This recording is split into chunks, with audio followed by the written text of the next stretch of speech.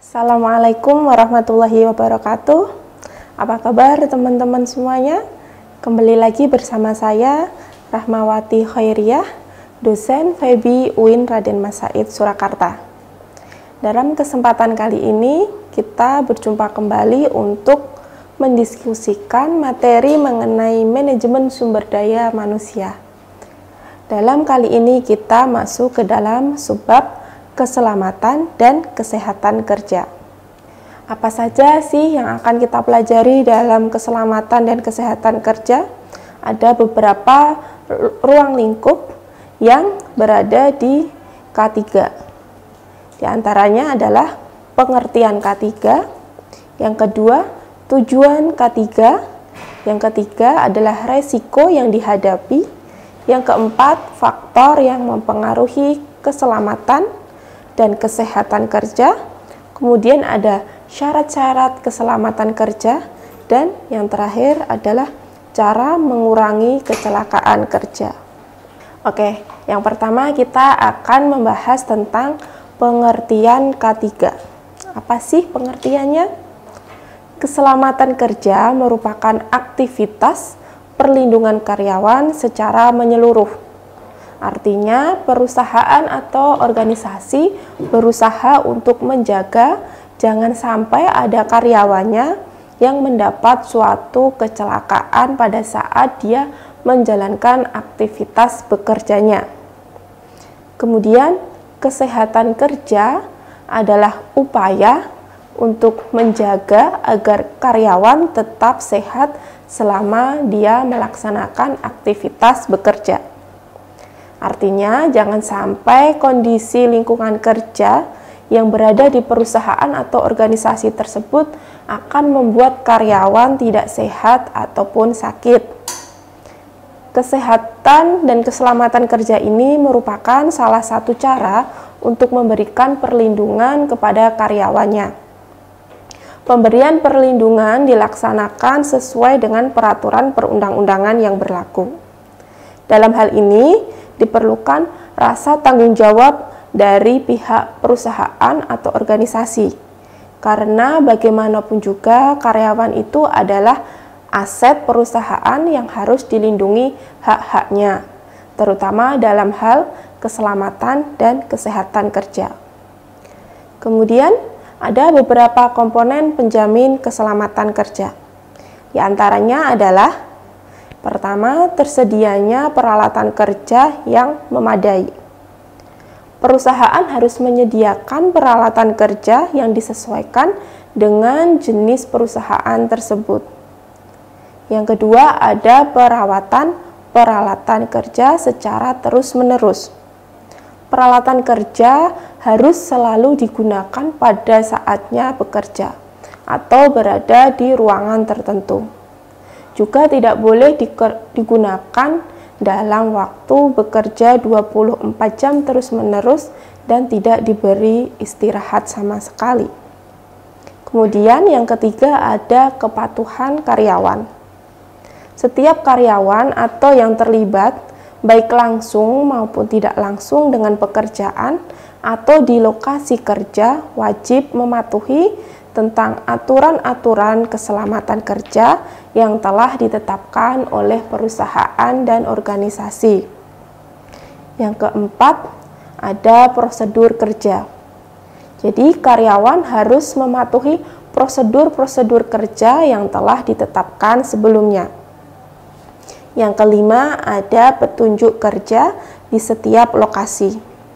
Jadi, perusahaan harus membuat petunjuk-petunjuk atau rambu-rambu kerja di setiap lokasi tertentu yang bisa dibaca dengan mudah oleh karyawannya, agar karyawannya merasa diingatkan dan diawasi. Kemudian ada beberapa komponen penjamin kesehatan kerja. Di antaranya adalah kondisi udara atau kondisi udara di ruangan bekerja. Kondisi udara juga berkaitan dengan keberadaan debu yang tidak terlihat maupun yang terlihat.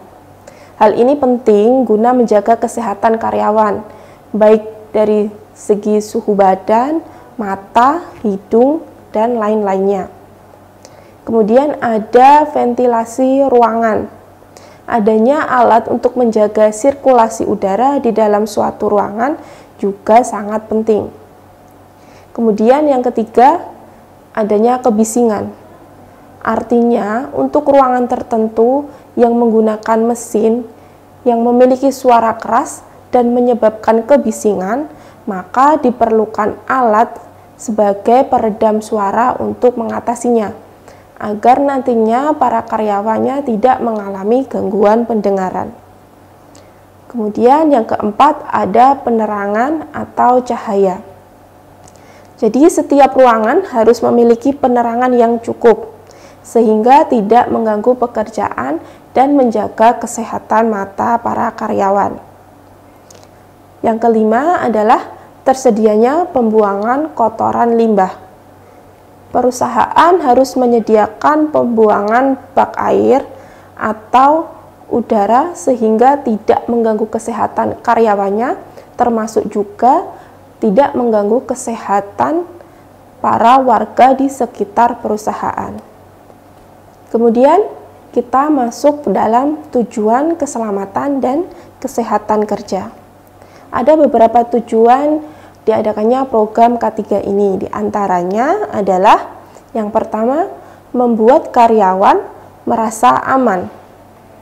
Jadi dengan dimilikinya prosedur kerja dan adanya peralatan kerja yang memadai, maka akan membuat karyawan merasa lebih aman dan nyaman dalam dia melakukan aktivitas bekerjanya. Kemudian yang kedua adalah memperlancar proses kerja. Dengan adanya program keselamatan dan kesehatan kerja ini, maka kecelakaan kerja akan dapat diminimalkan. Kemudian dengan terjaminnya kesehatan karyawan, maka mereka dapat beraktivitas dengan baik dan optimal. Kemudian yang ketiga, agar karyawan berhati-hati dalam bekerja. Karyawan dalam hal ini di setiap melakukan pekerjaannya harus sudah paham dan mengerti akan aturan kerja yang telah ditetapkan oleh perusahaan. Kemudian yang keempat adalah mematuhi aturan dan rambu-rambu kerja. Perusahaan akan memasang rambu-rambu kerja sebagai tanda dan peringatan bagi karyawan dalam bekerja.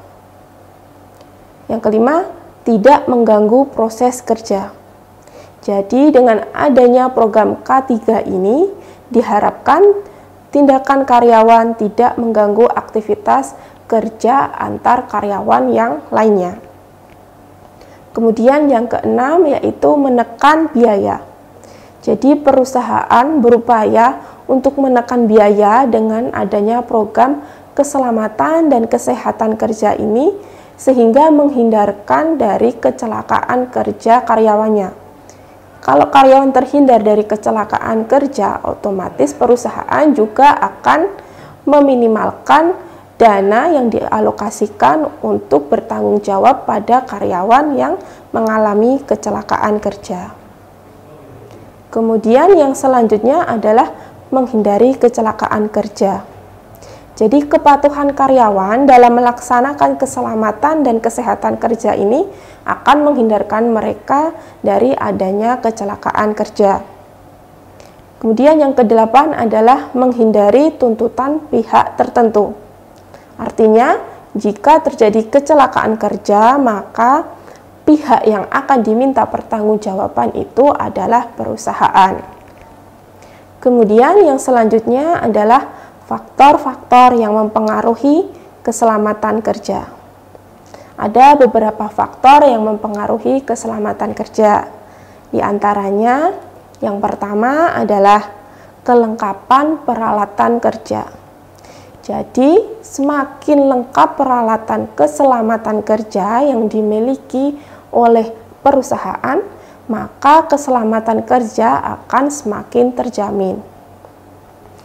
Yang kedua, ada kualitas peralatan kerja itu sendiri. Kualitas dari peralatan kerja akan mempengaruhi keselamatan dari karyawan. Maka dari itu diperlukan pemeliharaan atas perlengkapan peralatan kerja ini secara berkala dan berkelanjutan. Sehingga apabila ditemukan ada kecacatan dari peralatan yang dimiliki oleh perusahaan, bisa segera langsung diperbaiki. Atau mungkin kalau ditemukan jika ada peralatan-peralatan yang sudah tidak bisa digunakan dan berbahaya jika digunakan, bisa langsung digantikan dengan peralatan yang baru. Kemudian yang ketiga ada kedisiplinan karyawan. Berkaitan dengan perilaku karyawan itu sendiri dalam menggunakan peralatan keselamatan kerjanya. Yang keempat, ada ketegasan pimpinan. Jadi, dalam menerapkan aturan penggunaan peralatan keselamatan ini, pimpinan harus disiplin dalam mengawasi dan menindaklanjuti karyawannya yang melanggar ketentuan, agar nantinya bisa meminimalkan terjadinya kecelakaan kerja di perusahaan tersebut. Yang kelima, ada semangat kerja. Dengan peralatan keselamatan kerja yang lengkap dan memadai dalam kondisi juga yang baik, maka akan memberikan semangat kerja yang tinggi bagi karyawannya, karena karyawannya tidak lagi merasa gelisah atas keselamatan kerja mereka. Kemudian yang keenam, ada umur alat kerja. Peralatan kerja yang sudah melewati umur ekonomisnya, maka akan membahayakan keselamatan kerja karyawan, sehingga perlu adanya pengecekan secara berkala dan pendataan peralatan-peralatan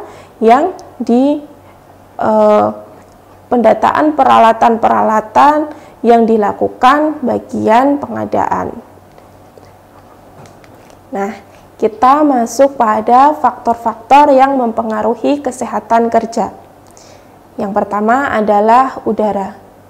Jadi harus dipastikan kondisi udara di ruangan tempat kerja karyawan tersebut harus bisa membuat karyawan tersebut tenang dan nyaman.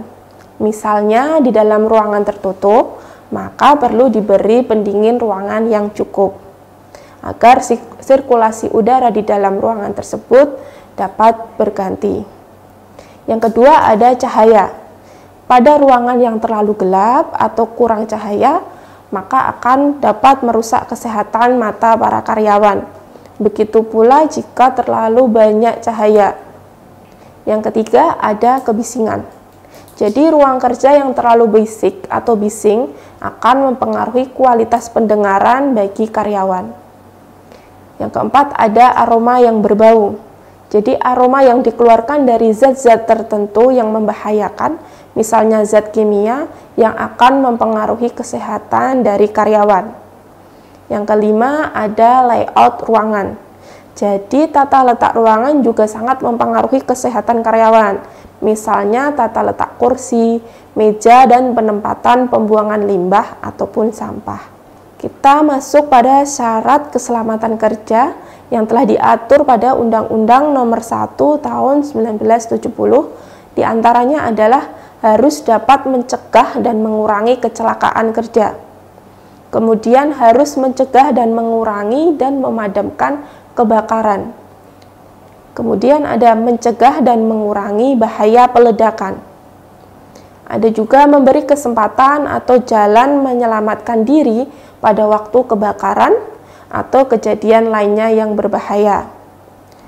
Harus memberikan pertolongan pada kecelakaan, kemudian memberi alat-alat perlindungan diri pada para pekerjanya. Kemudian syarat yang selanjutnya adalah mencegah dan mengendalikan timbulnya penyakit akibat kerja, baik penyakit fisik maupun psikisnya, dalam bentuk keracunan, infeksi maupun penularan. Kemudian syarat yang selanjutnya adalah memperoleh penerangan yang cukup dan sesuai. Memelihara kebersihan, kesehatan, dan ketertiban, kemudian mengamankan dan memelihara segala jenis bangunan. Jadi harus dipastikan bangunan yang dipunyai oleh perusahaan merupakan bangunan yang bagus, kuat, dan kokoh. Kemudian mengamankan dan memperlancar pekerjaan bongkar muat, perlakuan, dan penyimpanan barang-barang. Dan terakhir adalah mencegah terkena aliran listrik yang berbahaya, sehingga menyebabkan konsleting ataupun kebakaran. Yang terakhir, kita masuk pada cara-cara untuk mengurangi kecelakaan kerja. Yang pertama adalah buat aturan tentang keselamatan. Di sini perusahaan atau organisasi diwajibkan untuk membuat buku pedoman tentang aturan keselamatan kerja dan nantinya harus juga disosialisasikan kepada karyawan-karyawannya agar karyawan-karyawan tersebut dapat melaksanakan aturan-aturan yang telah dibuat oleh perusahaan. Kemudian yang kedua ada membuat rambu-rambu yang mudah dibaca. Jadi perusahaan harus menyediakan rambu-rambu yang mudah dibaca oleh karyawannya sebagai pengingat pada karyawannya agar karyawan tersebut tidak lalai menerapkan keselamatan dan kesehatan kerja di lingkungan perusahaan. Kemudian yang ketiga adalah menyediakan alat pengaman kerja. Di sini perusahaan diwajibkan untuk menyediakan alat-alat pada saat karyawan bekerja. Contohnya adalah helm maupun masker. Yang selanjutnya, yang keempat adalah selalu melakukan pemeliharaan alat secara teratur dan terus-menerus. Dengan melakukan pemeliharaan alat secara teratur dan terus-menerus, otomatis nanti pihak perusahaan bisa mengecek peralatan dan sarana-prasarana yang lainnya dan memastikannya dalam kondisi baik, sehingga dapat menghindarkan dari kecelakaan kerja. Kemudian yang kelima ada melakukan pengawasan secara ketat. Di sini perusahaan atau pimpinan diwajibkan untuk mengawasi para karyawannya saat bekerja, sehingga dapat memberi teguran apabila nanti ditemukan karyawan yang lalai melaksanakan prosedur-prosedur dalam kecelakaan kerja. Nah, setelah diawasi, nanti tentunya membuat beberapa sanksi bagi karyawan yang melanggar. Karena pada faktanya banyak karyawan-karyawan yang lalai atau bahkan dengan sengaja melanggar prosedur keselamatan kerja karena dianggap merepotkan sehingga nantinya bisa membahayakan bagi dirinya sendiri dan bagi karyawan-karyawan yang lainnya. Nah, sampai di sini kita tadi sudah membahas tentang beberapa ruang lingkup keselamatan dan kesehatan kerja. Semoga teman-teman bisa memahaminya, dan apabila teman-teman masih mempunyai pertanyaan tentang keselamatan dan kesehatan kerja, mari kita diskusikan pada kolom komentar di bawah. Demikian dari saya. Terima kasih atas perhatian dari teman-teman. Wassalamualaikum warahmatullahi wabarakatuh.